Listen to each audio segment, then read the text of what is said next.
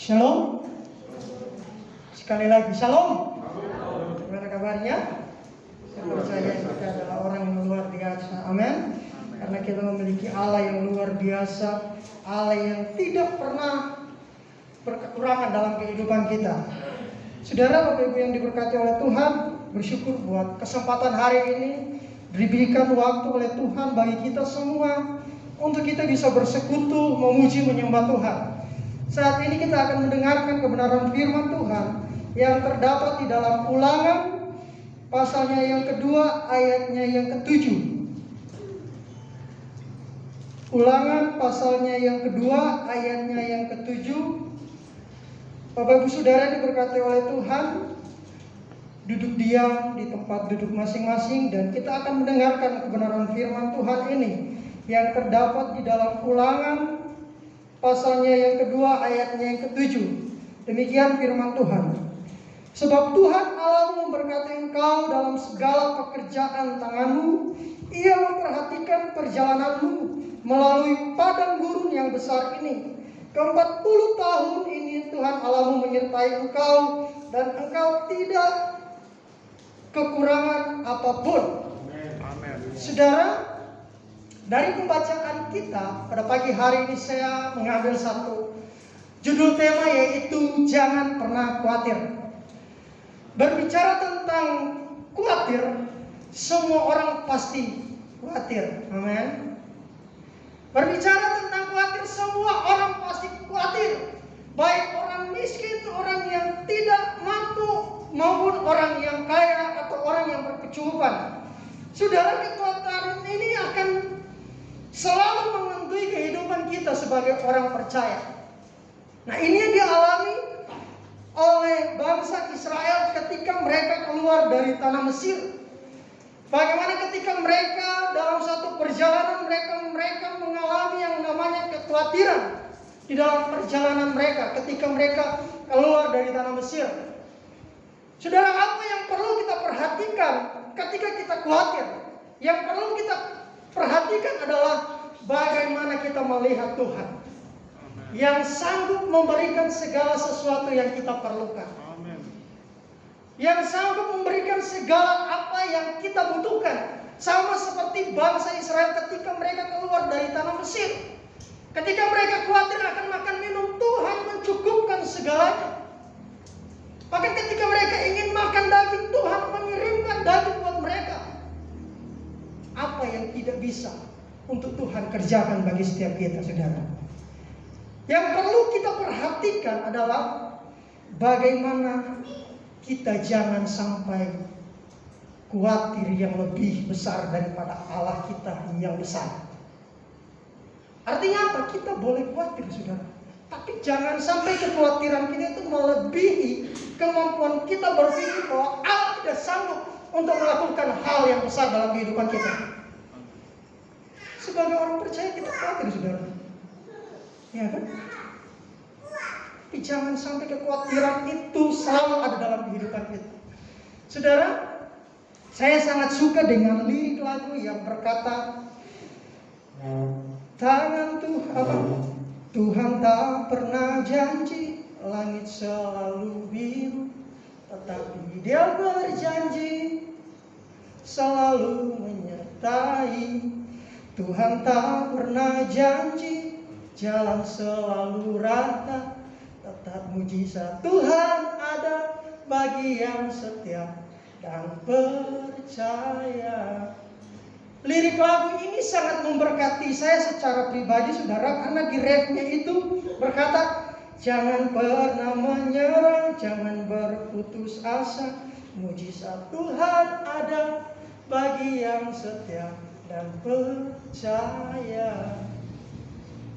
Ketika kita percaya kepada Tuhan, mujizat pasti nyata, saudara. Amin.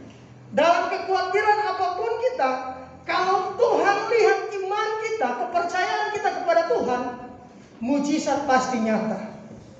Tidak ada yang terlalu sukar bagi Tuhan untuk mengerjakan hal-hal yang luar biasa dalam kehidupan kita. Tetapi terkadang yang membatasi mujizat Tuhan itu terjadi dalam kehidupan kita adalah pikiran kita, kekhawatiran kita.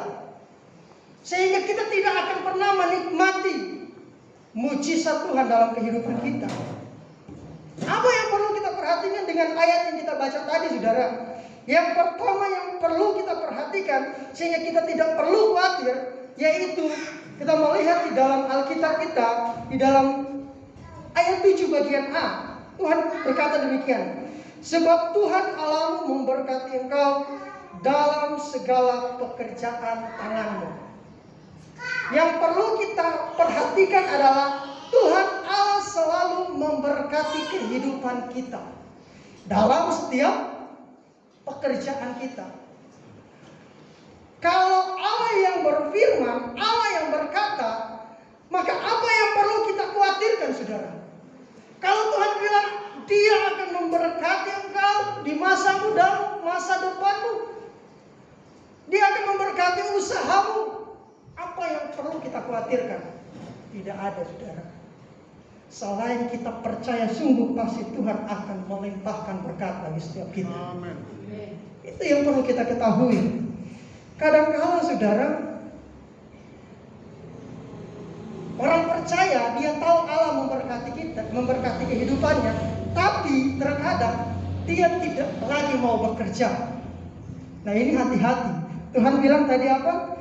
Tuhan memberkati kehidupan kita dalam segala pekerjaan kita. Artinya Dia akan melimpahkan berkat, Dia akan melimpahkan segala yang kita perlukan. Kita juga harus bekerja. Bekerja, saudara. Bagaimana Tuhan akan menyatakan berkat kalau kita hanya duduk diam di rumah? Tuhan mau kita harus bekerja. Kita harus bekerja sehingga ketika kita bekerja Tuhan akan memberkati itu. Waktu bangsa Israel mereka keluar dari tanah Mesir, mereka tidak tinggal, saudara, di tanah Mesir dengan keadaan begitu menikmati segala sesuatu, tapi mereka keluar mengambil satu tindakan yang luar biasa. Dan di sana Tuhan nyatakan berkatnya. Artinya ada sesuatu yang kita kerjakan sehingga kita bisa menikmati berkat Tuhan. Itu yang harus kita aplikasikan. Kita bekerja dulu sehingga kita bisa menikmati berkat Tuhan.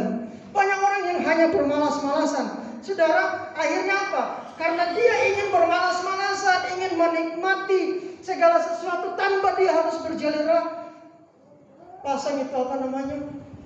Yang kemarin yang bodong itu, saudara, investasi. Saudara, beberapa orang yang ketemu dengan saya, mereka katakan, wow, saya nyonyor di investasi.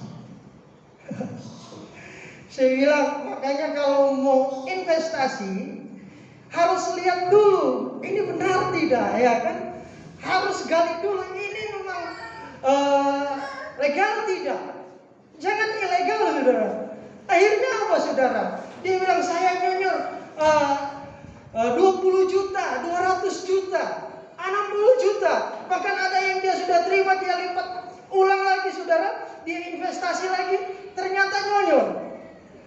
Saudara, ini orang-orang yang malas, yang tidak mau bekerja tapi mau menikmati. Akhirnya apa? Ambil keputusan, biar saya akan terima tiap bulan sekian, saya akan terima tiap minggu sekian, saya tanpa bekerja, saya investasi. Nah, saudara, lihat yang terjadi. Saya bilang, sudahi segala sesuatu yang tidak pasti. Tetapi Tuhan bilang bekerja itu yang pasti engkau akan diberkati. Amen. Itu yang Tuhan mau. Nah, yang kedua yang perlu kita perhatikan dalam kehidupan kita, sehingga kita tidak perlu khawatir dalam kehidupan kita, yaitu Ia memperhatikan perjalanan kehidupan kita. Saudara, Tuhan memperhatikan perjalanan kehidupan kita. Di dalam ayat yang ke-7 bagian B, Dia berkata demikian, Ia memperhatikan perjalananmu melalui padang gurun yang besar ini. Berbicara soal padang gurun, itu berbicara di mana di sana ada penderitaan, keputusasaan, bahkan kesulitan-kesulitan hidup yang dialami. Ini yang dialami oleh bangsa Israel ketika mereka keluar dari tanah Mesir. Bagaimana mereka di sana mengalami yang namanya kesulitan, penderitaan. memperhatikan bahwa Tuhan tidak pernah meninggalkan kita. Amin. Tuhan memperhatikan kehidupan kita. Tuhan memperhatikan perjalanan kita. Dalam keadaan apapun Tuhan memperhatikanmu. Jadi jangan pernah menyerah, jangan pernah berputus asa ataupun khawatir. Sebab Tuhan ada bersamamu dalam perjalanan hidupmu. Di masa susah, di masa senang, Tuhan ada bersamamu. Dan tidak perlu kita khawatir kalau Tuhan bersama dengan kita. Pujian mengatakan, bila Allah ada bersama kita, siapa dapat melawan? Kita lebih dari pemenang. Ya kan? Kalau ada Allah bersama dengan kita, kalau Allah ada bersama dengan kita, tidak perlu kita khawatir. Kalau Allah yang menyertai kehidupan kita di dalam perjalanan hidup kita, tidak perlu kita khawatir, saudara. Yang perlu kita lakukan adalah percaya sungguh bahwa khawatir akan hilang karena Allah menyatakan mujizatnya dalam kehidupan kita. Itu yang perlu kita perhatikan, saudara. Saudara, coba bayangkan, sedangkan pemerintah desa, pemerintah bangsa ini, kalau dia memperhatikan kehidupan kita, saudara, sungguh luar biasa. Artinya apa? Kalau pemerintah bisa mendanai segala apa yang dibutuhkan di gereja, sungguh luar biasa senang hati kita. Betul enggak? Apalagi kalau Tuhan yang memperhatikan kehidupan kita. Saudara, takut apa, saudara? Begitupun, saudara, yang saat ini di dalam perjalanan usia pernikahan sudah berapa tahun? Berapa? 27. Oh, sedikit lagi sama-sama seperti usia waktu bangsa Israel keluar dari tanah Mesir, yaitu 40 tahun. Baru 27, saudara. Tidak mudah, betul enggak? Ya kan? Bagi ibu bapak tidak mudah. Tentu waktu pertama menikah, di awal tahun, di kedua tahun, itu tidak mudah, saudara. Mencocokkan karakter, mencocokkan selera makan, mencocokkan segala sesuatu. Belum ada anak, saudara. Kalau anak ini akhirnya apa? Ribut, saudara. Tidak mudah. Tapi kalau hari ini bisa bertahan, semua karena Tuhan. Amin. Kalau hari ini mereka boleh merayakan ulang tahun pernikahan mereka di usia ke-27 tahun, itu adalah hal yang luar biasa. Tidak mudah, saudara. 27 tahun dilewati. Banyak orang yang menikah baru 2-3 tahun, 4 tahun cerai. Kenapa? Banyak ketidakcocokan. Tapi hari ini kalau bisa berusia 27 tahun, hal yang luar biasa. Penyertaan Tuhan. Terus membangun hubungan yang mesra, ya, sehingga apa? Tetap saling mencintai. Kalau hubungan tidak mesra, susah mau saling mencintai. Jangan pikir, karena saya tua, saya 50 lebih, saya 60 lebih, tidak mau mesra. Laki-laki tidak mau suami, istri tidak mau suami. Kalau malam tidur satu di sana, satu di sini. Karena panas, saudara. Saudara harus juga punya hubungan yang mesra walaupun di usia yang lanjut. Amin. Siapa yang masih mesra, saudara? Bukan saya pribadi, saya belum tahu bagaimana itu mesra, karena saya belum beristri. Ya, ini juga yang menjadi kekhawatiran saya. Bapak Ibu bisa katakan, masa pendeta tidak akan khawatir? Saudara, justru kalau saya pribadi, saya khawatir karena sudah 30 tahun belum ada pendamping hidup. Iya, saudara. Belum ada pendamping, itu sudah menjadi kekhawatiran saya secara pribadi. Kenapa? Karena sudah usia lanjut ini, kagak semua monopause, sondak mengkat.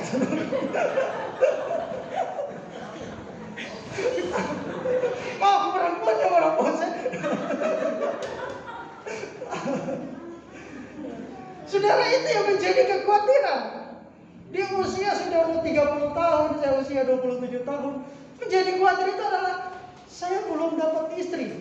Jangankan Anda, istri belum. Hanya saya sedang berdoa sama Tuhan, Tuhan berikan yang terbaik. Minimal 1 bisa menyanyi. Itu saja. Yang lain-lain sudah tidak perlu. Tapi kalau dia menyanyi juga, aduh. Saya sebagai pemusik, kadang saya jengkel juga. Ya, saya jengkel juga. Nah, itu yang perlu kita perhatikan. Harus membangun hubungan yang baik. Amen. Karena kita tahu bahwa Tuhan menyertai kita dalam perjalanan kehidupan kita. Jadi jangan pernah khawatir.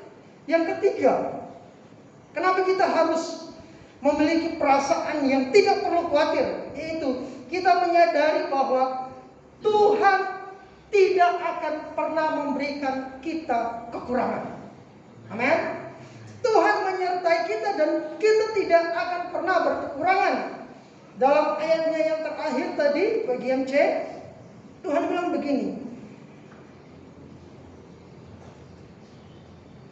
Ke-40 tahun ini Tuhan Allahmu menyertai engkau dan engkau tidak kekurangan apapun juga, saudara. Saudara, Tuhan menyertai kita sehingga kita tidak perlu khawatir. Amin.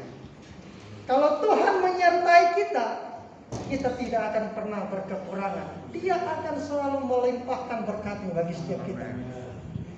Waktu Allah menyertai bangsa Israel, segala sesuatu yang diperlukan bangsa Israel itu dicukupkan oleh Tuhan. Amin.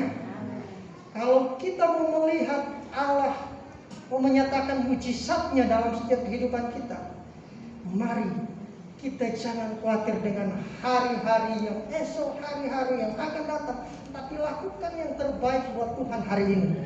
Maka kita akan melihat mujizat Tuhan dinyatakan dalam kehidupan kita. Yang menjadi kesimpulannya bagi setiap kita adalah jangan pernah khawatir jikalau Tuhan yang bersama dengan kita. Jangan pernah kita khawatir kalau Tuhan ada bersama dengan kita.